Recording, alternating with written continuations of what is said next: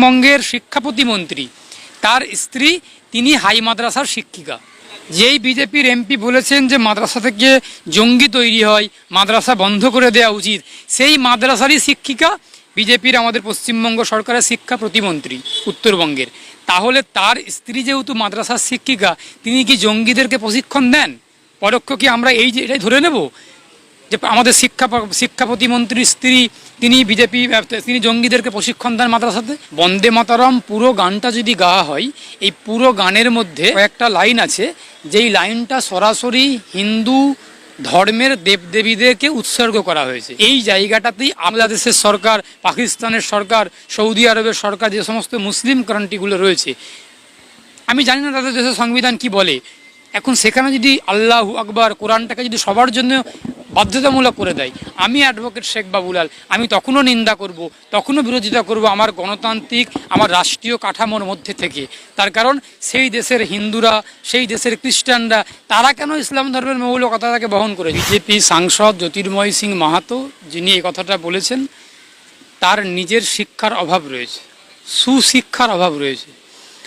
তার কারণ আমরা যদি একটু গবেষণা করে দেখি, আমরা যদি একটু বেশি রিসার্চ করে বা পরিসংখ্যান বা সার্ভে দেখি, তাহলে আমরা দেখতে পাবো যে মাদ্রাসা থেকে পাশ করে একাধিক বলবো না, শতাধিক ছাত্রছাত্রীরা, প্রাক্তনীরা, যারা ডাক্তার হয়েছেন, কেউ ইঞ্জিনিয়ার হয়েছেন, কেউ বিজ্ঞানী হয়েছেন, কেউ আইনজীবী, কেউ বিচারক, এমন আইপিএস আইএএস পর্যন্ত হয়েছে, এমন একাধিক নজির, শতাধিক নজির উদাহরণ ভারতবর্ষ, পশ্চিমবঙ্গের মাটিতে আছে।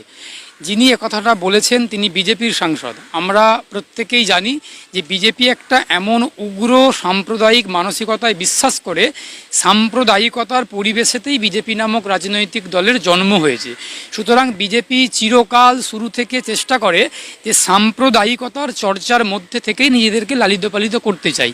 সেইখান থেকে দাঁড়িয়ে বিজেপি সাংসদ জ্যোতির্ময় সিং মাহাতো যে মন্তব্যটা করেছেন, এটা সম্পূর্ণ রাজনৈতিক মন্তব্য, উদ্দেশ্য প্রণোদিতভাবে উস্কানিমূলক মন্তব্য করে বাংলার এক শ্রেণীর মানুষকে বেশি উগ্রতার দিকে ঠেলে দেওয়ার চেষ্টা করেছেন।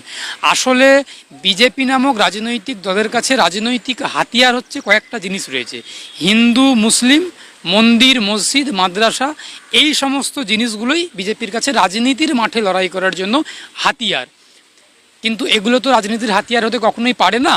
রাজনীতির হাতিয়ার সেগুলোকেই করানো উচিত বা করা উচিত যে মানুষের মৌলিক অধিকার, মানুষের মৌলিক চাহিদা, মৌলিক দাবি কোনগুলো, খাদ্য, বস্ত্র, বাসস্থান, শিক্ষা, স্বাস্থ্য, কর্মসংস্থান, এই যে মানুষের মৌলিক দাবি, মৌলিক চাহিদা, এই জিনিসগুলোকেই আমরা বামপন্থীরা বারবার মানুষের কাছে তুলে ধরতে চাই এবং রাষ্ট্রের কাছে বা সরকারের কাছে দাবি জানাতে চাই।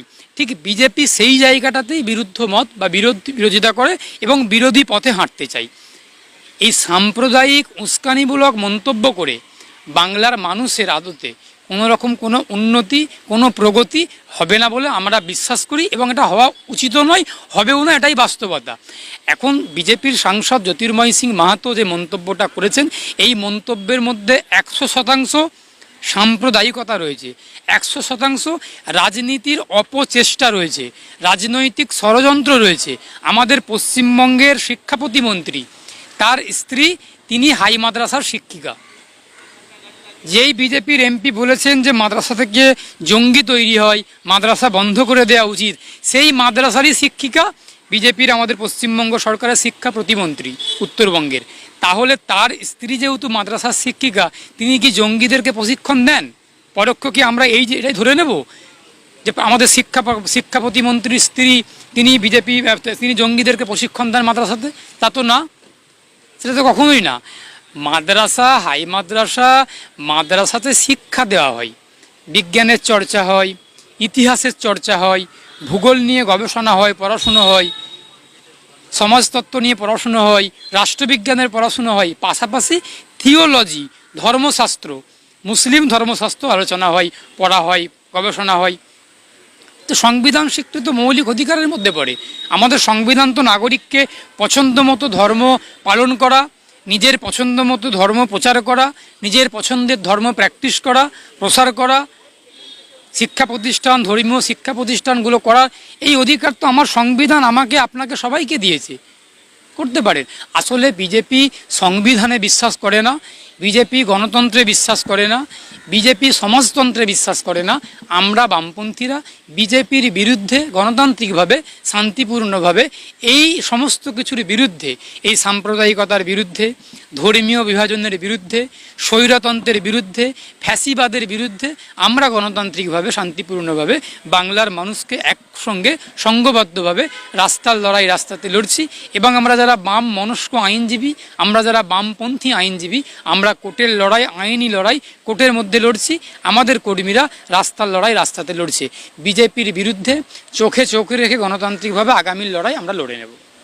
বাংলার মুখ্যমন্ত্রী মাননীয় শুভেন্দু অধিকারী তিনি বলছেন মাদ্রাসাতে বন্দে মাতরম গাইতে হবে। বন্দে মাতরম বলতে আমাদের কারোর বাধা নেই, আমাদের কারোর কোনো আপত্তিও নেই, কিন্তু আমাদের বক্তব্য, আমাদের মন্তব্য খুব স্পষ্ট। বন্দে মাতরম পুরো গানটা যদি গাওয়া হয়, এই পুরো গানটার মধ্যে কয়েকটা লাইন আছে, যেই লাইনটা সরাসরি হিন্দু ধর্মের দেবদেবীদেরকে উৎসর্গ করা হয়েছে। এই জায়গাটাতেই আপত্তি। এবার আপত্তিটা একটু ভেঙে বলি, কিসের আপত্তি? হিন্দু দেবদেবীদের প্রতি কোনো আপত্তি, কোনো বিরুদ্ধ, কোনো রকম রাগ, ক্ষোভ, কোনো বিদ্বেষ নেই।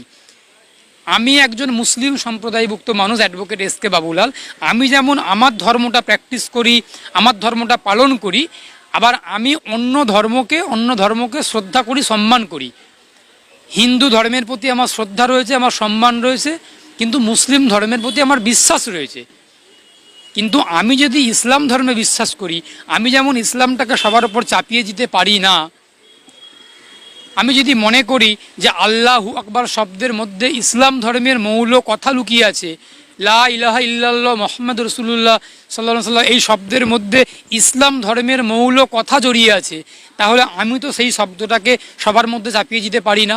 আজকে যদি বাংলাদেশের সরকার, পাকিস্তানের সরকার, সৌদি আরবের সরকার, যে সমস্ত মুসলিম কান্ট্রিগুলো রয়েছে, আমি জানি না তাদের দেশের সংবিধান কি বলে, এখন সেখানে যদি আল্লাহু আকবার কোরআনটাকে যদি সবার জন্য বাধ্যতামূলক করে দেয়, আমি অ্যাডভোকেট শেখ বাবুলাল, আমি তখনও নিন্দা করব, তখনও বিরোধিতা করব আমার গণতান্ত্রিক, আমার রাষ্ট্রীয় কাঠামোর মধ্যে থেকে। তার কারণ সেই দেশের হিন্দুরা, সেই দেশের খ্রিস্টানরা, তারা কেন ইসলাম ধর্মের মৌল কথাটাকে বহন করে যাবে? ঠিক একইভাবে আমি আমার দেশের মধ্যে থেকে আমার সংবিধানকে মেনে বলতে চাই যে যেই কবিতার প্রত্যেকটা লাইনের মধ্যে কোথাও যখন কোনো একটা লাইনে যখন হিন্দু দেবদেবীদেরকে উৎসর্গ করা হচ্ছে, তাহলে সেই শব্দগুলো বলা মানে আমার হিন্দু ধর্মের দেবদেবীদের প্রতি একটা বিশ্বাস জন্মানোর কথা বলা হচ্ছে। তো আমার যখন ইসলাম ধর্ম তো দেবদেবীদের কথা বলেনি, ইসলাম ধর্ম দেবদেবীদেরকে শ্রদ্ধা সম্পূর্ণ, অন্য ধর্মকে সম্মান জানানোর কথা, শ্রদ্ধা জানানোর কথা বলা আছে। সুতরাং সেই জায়গাটাতেই আপত্তি, সেই জায়গাটাতেই বিরোধ। এটা আগামী দিনে মামলা হবে, মামলা হয়েওছে। সুতরাং দেখা যাক আগামী দিনে কি হয়।